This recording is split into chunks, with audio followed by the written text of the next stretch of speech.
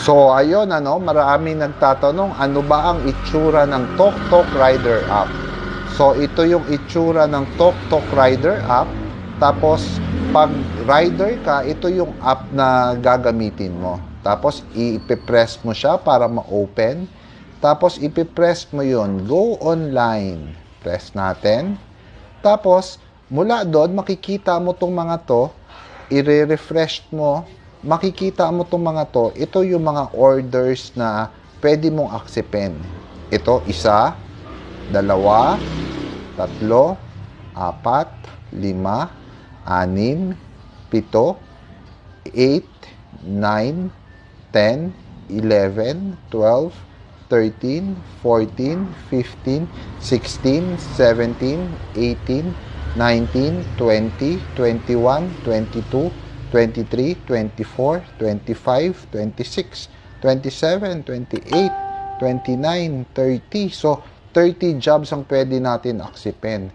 So, mamimili tayo dyan. Kunyari, ito yung napili natin. So, i-click mo lang na ganon. Tapos, makikita mo yung details. Basahin mo yung details niya. Nakalagay, order as soon as possible. Tapos, ito yung sender's name. Ito yung recipient's name. So, pag okay na sa'yo yan, i-click mo lang yung accept order. Ayan. Order successfully. Makikita natin, order successfully added. On my way to pick up the item. Okay? So, akin na yung order na yon. Puntahan na natin.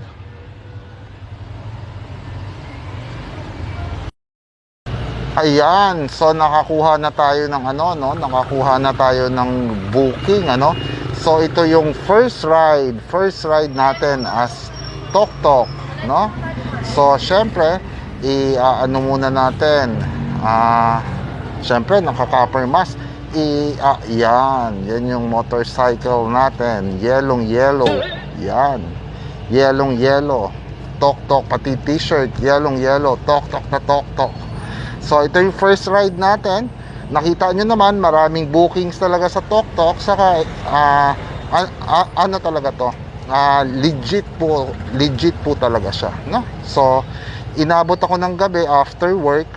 Bali, umulan kasi kanina, kaya ngayon lang ako magi-start. Mamaya papakita ko sa inyo yung first ride natin as TokTok Rider.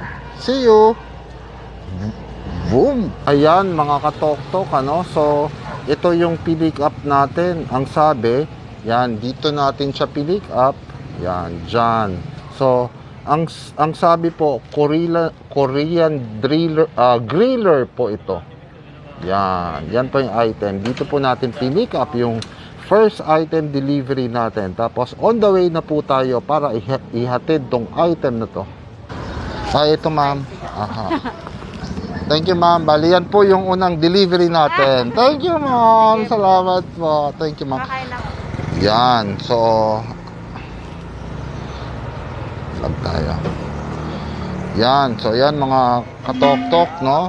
Na gawa na natin yung first trip natin as TokTok Rider from Mandaluyong to Makati. Ayan po yung natin. Yan.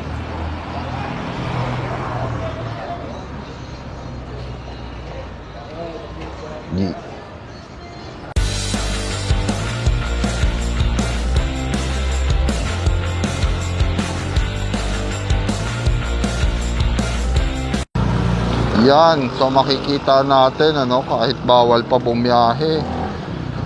Wala pang wala pang plaka. Pero biniyahe pa rin.